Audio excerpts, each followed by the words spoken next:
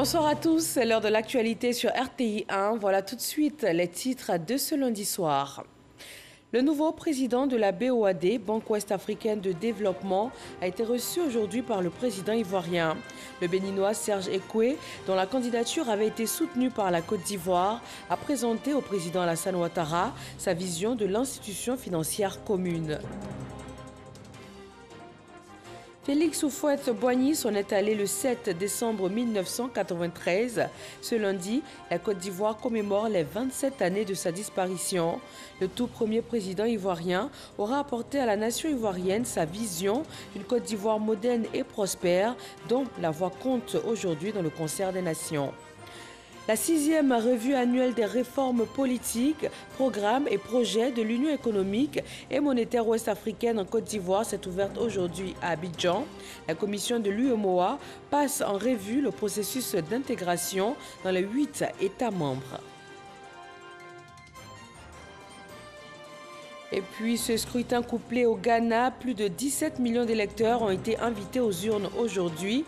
12 candidats en lice pour le fauteuil présidentiel et 275 représentants à choisir pour le Parlement.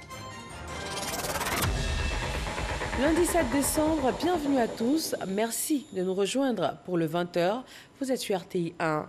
Démarrant au palais de la présidence, le président Alassane Ouattara, président en exercice de l'UEMOA, a échangé ce matin avec le nouveau président de la BOAD, Banque Ouest-Africaine de Développement. Le béninois Serge Ekwe a exposé sur les projets de développement, notamment ceux en première ligne dans le plan national de développement PND. Awatoré. Le nouveau président de la Banque ouest-africaine de développement, Serge Ekwe, reçu par le président de la République Alassane Ouattara, président en exercice de l'UEMOA. Nommé le 18 août 2020 à la tête de l'institution commune aux États de l'UEMOA, Serge Ekwe, qui accompagnait ses plus proches collaborateurs, est venu présenter son plan d'action au chef de l'État et surtout recueillir ses conseils pour relever les nombreux défis qui l'attendent. J'ai tout d'abord félicité le président de la République pour son élection. J'ai ensuite présenté à mon nom personnel, mais également au nom de l'institution que je préside, les condoléances les plus attristées au chef de l'État pour la perte et le décès du Premier ministre Amadou Gon Coulibaly. J'ai également remercié le chef de l'État d'avoir soutenu ma candidature à la présidence de la Banque ouest-africaine de développement, nomination qui a été proposée par le président de la République du Bénin, le président Patrice Talon, à qui bien évidemment je rends hommage. Nous avons ensuite discuté de sujets relatifs au projet, des sujets relatifs au développement, des sujets relatifs au mode de financement alternatifs, innovants de nos sujets de développement dans la région, de nos projets, que ce soit dans les domaines des infrastructures, de l'énergie, de l'agriculture, mais également dans les secteurs qui sont très au cœur du plan national de développement. Il s'agit pour moi de bien cadrer la feuille de route. Il s'agit en toutes circonstances que la Banque ouest-africaine de développement et la République de Côte d'Ivoire, et ensuite entre ma personne et le chef de l'État, nous soyons parfaitement synchronisés. Expert en banque et finance, Serge Ekwe succède à Christian Adovoland, qui a dirigé la Banque ouest-africaine de développement depuis 2011.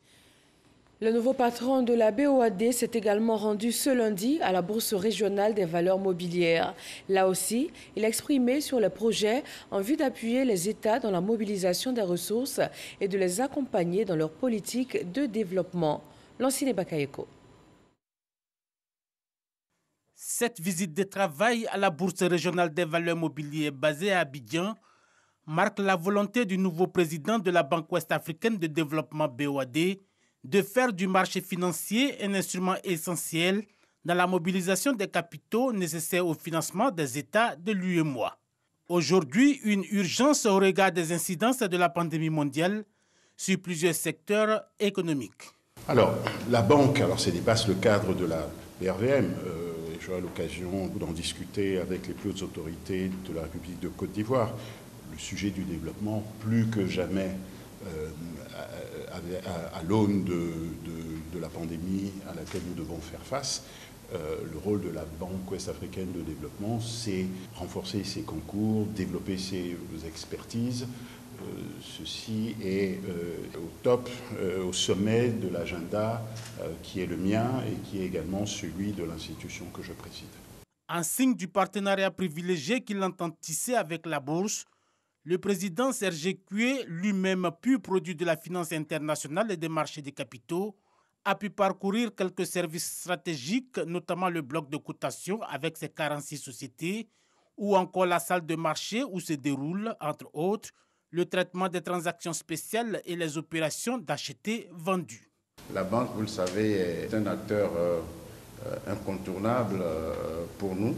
C'est un acteur majeur. Nous sommes en train de vivre une crise sans précédent.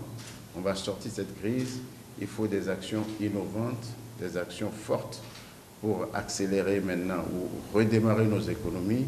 Et je pense aujourd'hui qu'une bonne synergie entre les actions de la BOAD et la BRVM et les marchés de capitaux serait quelque chose de fortement utile pour nos États. La Banque ouest-africaine de développement, institution commune aux 8 pays de l'UEMOA, joue un rôle pivot dans la promotion des économies de la région en aidant à la fois les gouvernements et le secteur privé. Aujourd'hui, lundi 7 décembre, la Côte d'Ivoire commémore la disparition de son tout premier président. Voilà 27 ans que la nation ivoirienne a perdu son père fondateur. Nana Boigny, le sage, le bélier de Yamoussoukro, des appellations affectueuses qui ne manquaient pas pour qualifier Félix Houphouët-Boigny, cet artisan de paix et de développement qui a fait de la Côte d'Ivoire ce qu'elle est devenue. Alexis Ouedraogo. 7 décembre 1993, 7 décembre 2020. 27 ans que le tout premier président de la République de Côte d'Ivoire a tiré sa révérence. Né le 18 octobre 1905 à Yamoussoukro, Félix Houphouët-Boigny a su faire de la Côte d'Ivoire un havre de paix et le moteur de la sous-région ouest-africaine durant ses 30 années à la tête du pays. En 1944, sous son inspiration, fut créé le Syndicat agricole africain SAA avec de nombreuses autres figures emblématiques de la lutte coloniale. Les revendications de ce syndicat engendrent l'abolition du travail forcé par la loi Houphouët-Boigny votée sans débat le 5 avril 1946 et promulguée le 11 avril de cette même année. Le 9 avril 1946, Houphouët-Boigny transforme le SAA en Parti démocratique de Côte d'Ivoire. Ce dernier devient lui-même, après le congrès de Bamako, une section territoriale du tout nouveau parti africain, le Rassemblement démocratique africain, d'où le PDCI-RDA. Lorsque la Côte d'Ivoire accède à l'indépendance mi-août 1960, le sage d'Afrique, autre sobriquet de Félix Houphouët-Boigny, en devient le premier président. Homme de paix, l'on lui doit le célèbre dicton « La paix n'est pas un vain mot mais un comportement ». Cette quête de la paix de Félix Houphouët-Boigny est marquée par 3 signatures, la basilique Notre-Dame de la Paix, le prix international Félix Houphouët-Boigny pour la paix décerné par l'UNESCO, la fondation Félix Houphouët-Boigny pour la recherche de la paix. L'actuel chef de l'État, Alassane Ouattara, aura été son unique Premier ministre de 1990 à 1993. Et c'est une date chargée de symboles commémorée par une messe à la paroisse Saint-Jean de Cocody. Éric Goré nous rapporte ce moment de recueillement et d'hommage initié par le RHDP. La paroisse Saint-Jean de Cocody n'a pas été choisie au hasard pour célébrer le 27e anniversaire du décès du président Félix Houphouët-Boigny. Ici, le père de la nation célébrait très souvent la messe.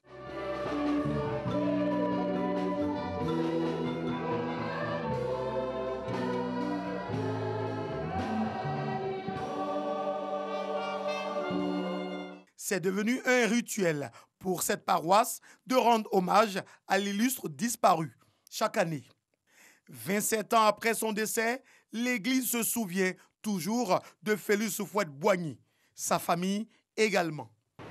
Celui pour qui nous prions en ce jour, le président Félix Houphouët-Boigny, a œuvré autant que faire se peut à satisfaire ces conditions.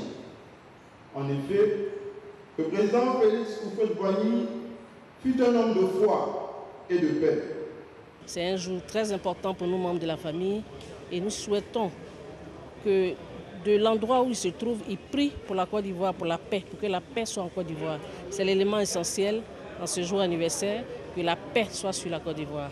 En plus de l'Église et de sa famille, ses héritiers politiques pensent à lui.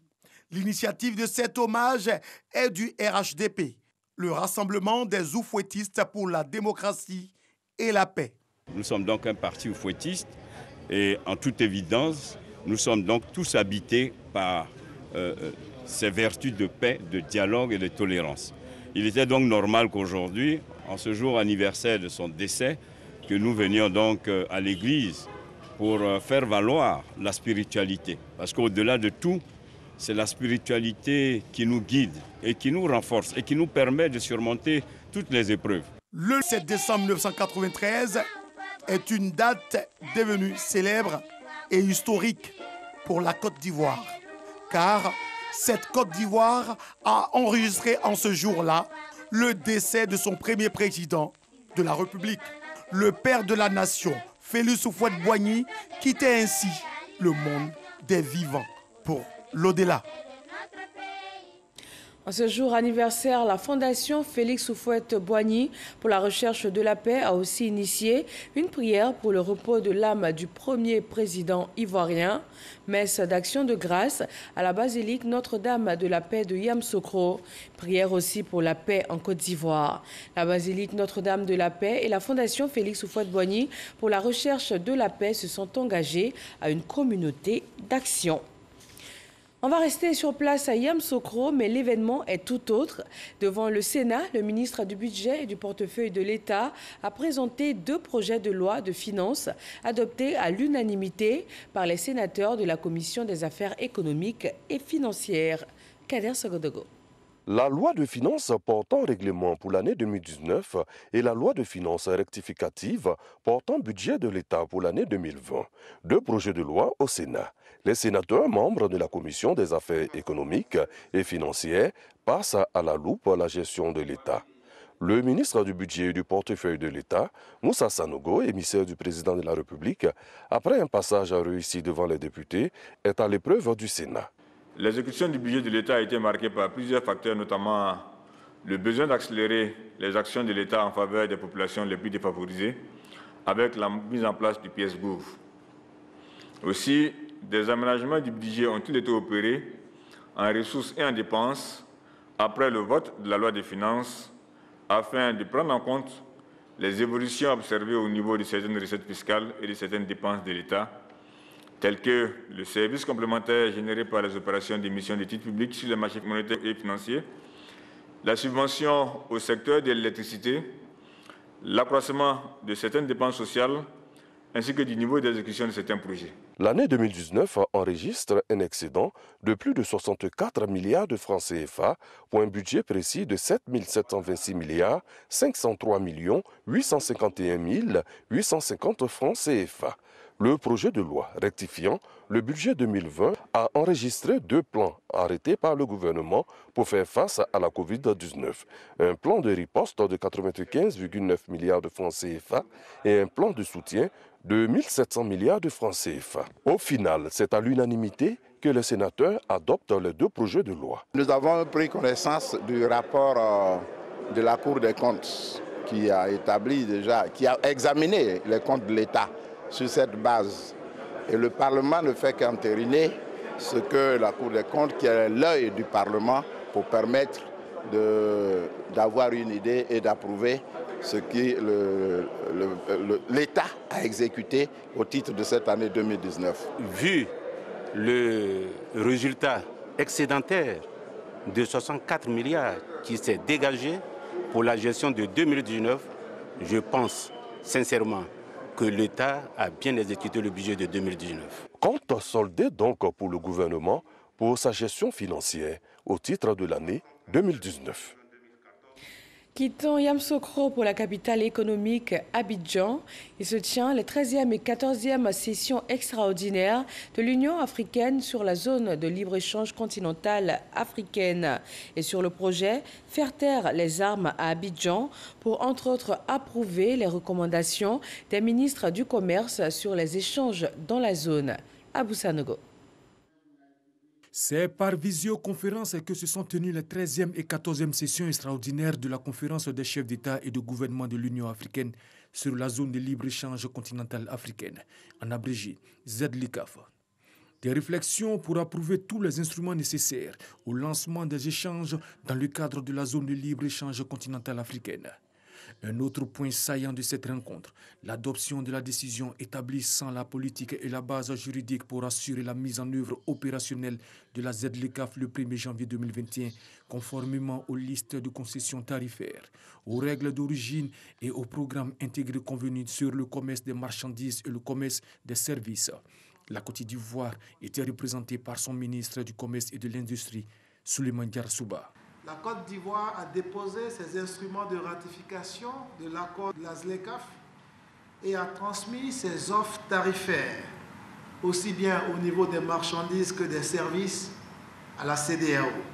Mon pays, la Côte d'Ivoire, qui attache un intérêt tout particulier à l'intégration africaine et notamment à l'ouverture du vaste marché africain, ne ménagera aucun effort pour la mise en œuvre effective de la ZLECAF. La 14e session extraordinaire de la conférence des chefs d'État et de gouvernement de l'Union africaine était consacrée à l'initiative Faire taire les armes en Afrique. Un projet phare de l'Union africaine qui repose sur l'engagement politique des États membres à prendre des mesures décisives pour mettre fin aux conflits et crises en Afrique. Mon pays fait également sienne les recommandations faites au cours de cette section et réitère sa volonté de préserver la paix, la sécurité et la stabilité à l'intérieur de ses frontières. À cet effet, il s'engage à œuvrer et pour toujours à faire taire les armes afin d'être en mesure de conduire son peuple vers une paix durable et un développement économique et social inclusif. Ce sommet extraordinaire sur Faire taire les armes en Afrique s'inscrit dans le cadre des réalisations importantes dans la promotion et la consolidation de la paix, de la sécurité et de la stabilité, ainsi que dans le renforcement de la bonne gouvernance et des possibilités de développement sur le continent. Une autre rencontre sous-régionale qui se tient à Abidjan, la 6e revue annuelle des réformes politiques, programmes et projets de l'UEMOA en Côte d'Ivoire. La Commission de l'Union économique et monétaire ouest-africaine passe en revue le processus d'intégration dans les 8 États membres. Jean-Jacques Kwame. La 6e réunion annuelle de l'Union économique et monétaire ouest-africaine UEMOA en Côte d'Ivoire est consacrée à l'évaluation de plus de 116 tests réglementaires et de 16 projets communautaires pour un montant d'environ 64 milliards de francs CFA. La revue permet d'identifier et d'anticiper les facteurs pouvant constituer un goulot d'étranglement ou d'atténuer l'efficacité des réformes et projets communautaires. En outre, elle contribue favorablement à l'amélioration des législations nationales, à la coordination des politiques sectorielles nationales et à la bonne exécution des projets et programmes communautaires. La revue réalisée en 2019 a permis de noter des avancées significatives en matière de transposition et d'application des réformes communautaires. Les performances enregistrées par la Côte d'Ivoire révèlent un taux moyen de mise en œuvre des réformes de 80% en 2019 contre 69% en 2018. Concernant les programmes et projets, les 16 projets ayant fait l'objet de la revue en 2019 ont été reconduits pour l'édition 2020. J'invite donc les experts sectoriels à une participation active aux travaux de la présente revue en fournissant à la Commission de l'UEMOA toutes les informations requises pour une évaluation juste et crédible. La revue annuelle de l'UEMOA a été instituée en 2013. Objectif, favoriser l'accélération de l'application des réformes pour une meilleure intégration des 8 pays membres de l'Union. On s'intéresse au secteur de la communication publicitaire. Les acteurs se sont réunis afin de plancher sur l'appropriation de la nouvelle loi qui régit leur domaine d'activité commun. Éditeurs, communicateurs, courtages et agences conseils ont échangé sur les subtilités de cette nouvelle loi. Franck Wadio. Elle est désormais publiée au journal officiel de la République.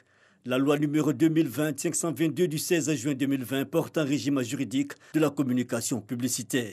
Selon les opérateurs du secteur, c'est une réponse à quelques insuffisances relevées par les dispositifs juridiques précédents. Les afficheurs ont deux interlocuteurs principaux, c'est-à-dire d'un côté les mairies, de l'autre côté et d'un autre côté le CSP. Il y avait une nécessité d'harmoniser la façon de travailler. Et très souvent, il y avait un problème de collusion entre ces deux entités-là. Un texte de loi comportant 121 articles et 9 chapitres, mais pour une meilleure appropriation de ce texte de loi par tous les acteurs, une session de réflexion et d'échange est suscitée. Il y a une nouvelle définition des métiers, des différents métiers du secteur de la communication publicitaire. Deuxièmement, la loi vient renforcer les pouvoirs de l'autorité parce qu'avant on avait un conseil. Aujourd'hui on a une autorité administrative indépendante, donc avec plus d'autonomie d'action. Et le fait de renforcer les pouvoirs de la brigade de la communication publicitaire va nous permettre de mieux travailler sur le terrain. Il est constant que nul n'est censé ignorer la loi. Mais pour qu'elle soit correctement appliquée, il faut au préalable en être imprégné de manière éclairée. Aussi, il convient de faire observer qu'un intervenant du secteur bien formé et instruit de ses droits et obligations améliore assurément les rapports entre les acteurs et se positionne comme une garantie pour l'exercice de façon professionnelle. Pour le ministre de tutelle Sidiki Moko Touré, la nouvelle loi vient de plus affiner la volonté institutionnelle d'accompagner le secteur de la communication publicitaire. À titre de rappel, ce travail d'assainissement nous a permis de parvenir à une réorganisation de l'affichage publicitaire dans tout le district d'Abidjan. Et cela est en cours. Au total, ce sont 1600 panneaux publicitaires routiers qui ont été démantelés à ce jour. L'opération se poursuit et s'étendra à l'intérieur du pays. Une rencontre pour mieux adapter leurs préoccupations à la nouvelle loi, secteur de la communication publicitaire, l'audiovisuel et les collectivités, tous se disent concernés. Nous partons de façon équitable et je dirais que nous trouverons notre salut si et seulement si ces lois s'appliquent à toutes les autres régies, qu'elles soient nationales ou internationales.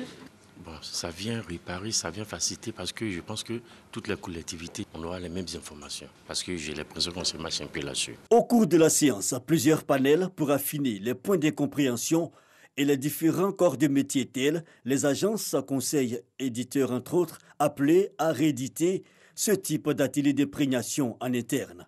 Un pas de plus vers un secteur de la publicité plus assaini pour la Côte d'Ivoire.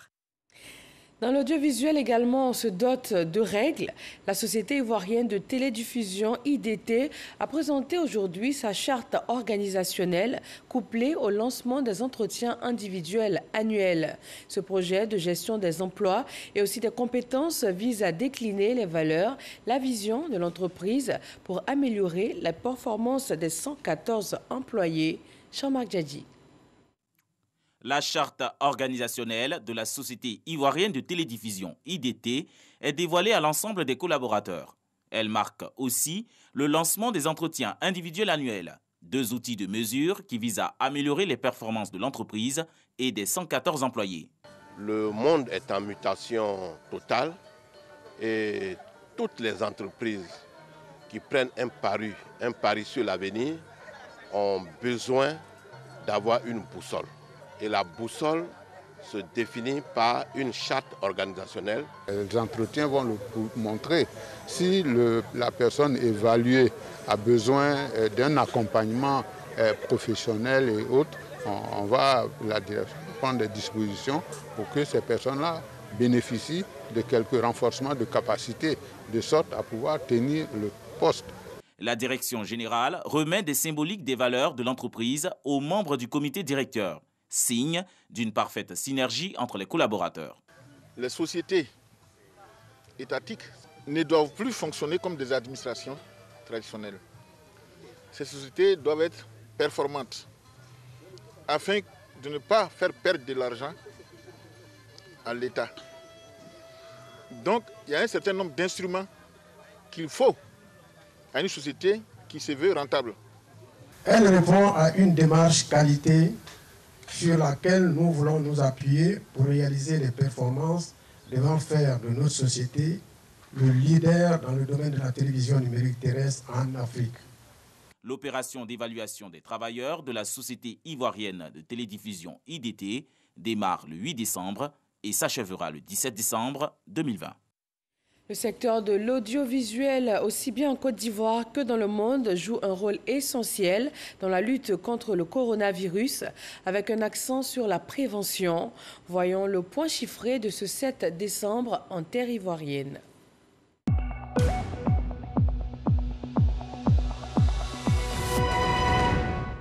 La Côte d'Ivoire enregistre 22 nouveaux cas de Covid-19 sur 838 échantillons prélevés, soit 2,6% de cas positifs, 41 guéris et 0 décès.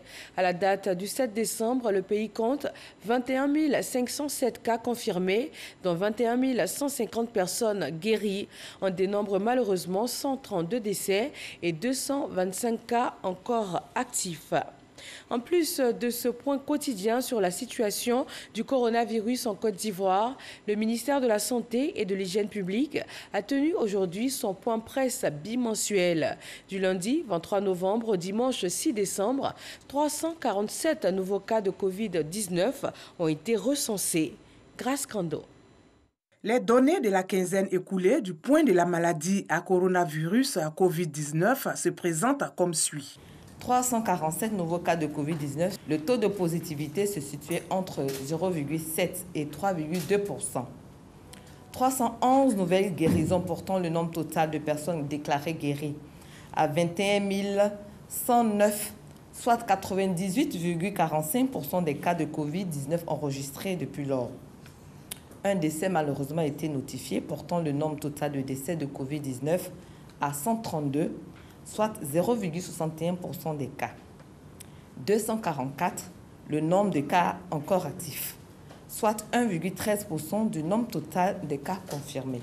Selon le ministère de la Santé et de l'Hygiène publique, le point de la pandémie en Côte d'Ivoire reste caractérisé par une tendance générale à la baisse.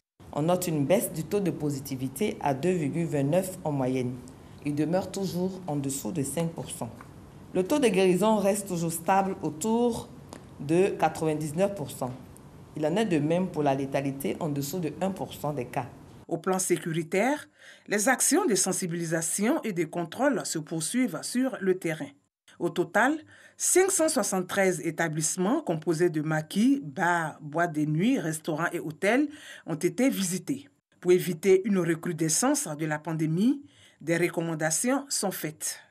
À l'endroit de nos braves forces de défense et de sécurité, voudrions recommander, au nom de messieurs les ministres en charge de la défense et de la sécurité, vigilance et rigueur constante dans l'exécution du plan de riposte sécuritaire en vigueur.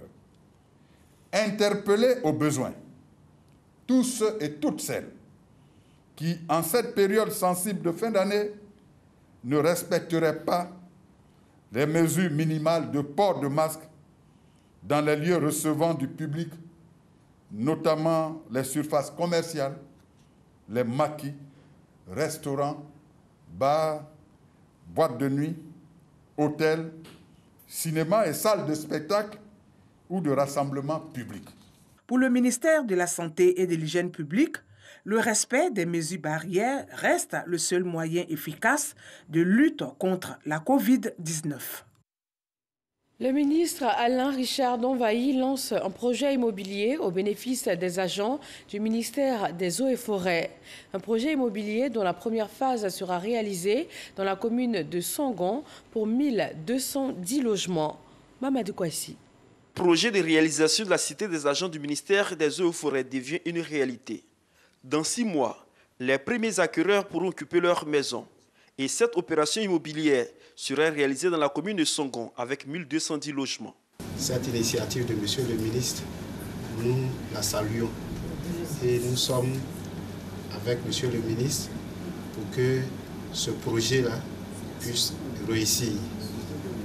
Et il lui a dit que pendant longtemps, aux eaux et forêts, il était difficile pour nous, les petits agents, d'avoir accès au logement. Et c'est une première avec M. le ministre, de sorte qu'aujourd'hui, l'administration forestière s'est réjouie et est décidée à adhérer massivement à ce projet. Ce projet sera mis en œuvre par l'entreprise en charge de la construction de l'université de San Pedro. Et les responsables de cette structure ont rassuré le ministre Alain Richard Donwayi et l'ensemble des agents du ministère des Eaux et Forêts de la qualité du travail et surtout du respect des délais. Alain Richard Donwayi se félicite de la réalisation de ce projet immobilier. Il soutient qu'en plus de l'amélioration des conditions de travail des agents des Eaux et Forêts, le gouvernement fait de leurs conditions de vie une priorité. Une inquiétude de nombre de collaborateurs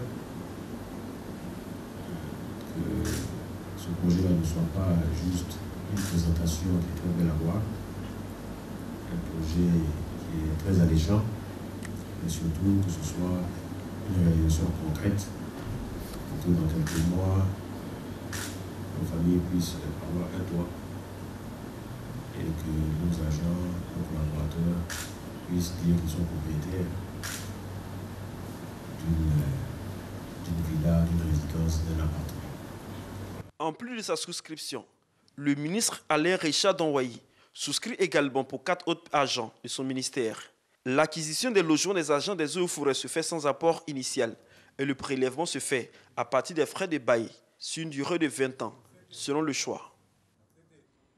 Direction maintenant le Ghana voisin, c'est jour de vote aujourd'hui. Plus de 17 millions d'électeurs ont été invités aux urnes. 12 candidats en lice pour le fauteuil présidentiel. Mais il s'agit aussi d'une élection couplée au cours de laquelle les Ghanéens doivent choisir leurs 275 représentants au Parlement. Michel Digré et Barnabé Conan, nos envoyés spéciaux au Ghana. Scrutin présidentiel au Ghana ce lundi 7 décembre, il est un peu plus de 8 heures du matin. Dans ce centre de vote au quartier Legon, l'opération censée débuter à 7 heures accuse un retard. Les agents de la commission électorale appellent à la patience. Le dispositif de vote est mis en place. Les urnes scellées en vert par la commission électorale et en bleu par les représentants des partis politiques. Il est 8h45. Le vote peut commencer. Je suis la première personne à voter car ce centre de vote porte le nom de mon église. J'ai fait une prière pour un processus électoral apaisé et je crois que Dieu nous donnera la paix. À quelques encablures de là, d'autres électeurs votent dans la sérénité et le calme. Pour le moment, le vote se déroule bien. Il y a déjà la paix au Ghana et je voudrais que cette paix soit maintenue. Pendant ce temps, les 2 poids lourds de cette présidentielle accomplissent leur devoir civique dans leur région d'origine. Le peuple ghanéen est mature et civilisé. Nous l'avons déjà prouvé dans le passé que nous avons des valeurs démocratiques très enracinées et je ne suis pas surpris que le processus se déroule de façon paisible sur le territoire. Tout se passe généralement bien. Pour l'heure, je ne peux pas me prononcer sur le résultat. Il faut attendre la fin du vote. Dans tout le pays, jeunes et vieillards, personnes en situation de handicap, tous ont tenu à ce que leur voix compte au décompte final.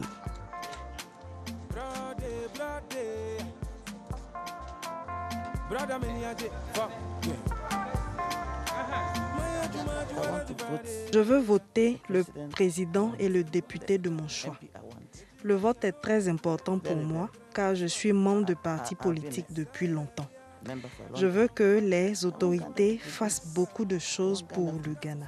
12 candidats, dont 3 femmes, sont en course pour le fauteuil présidentiel. Cette élection couplée est également l'occasion pour les Ghanéens de renouveler leur parlement.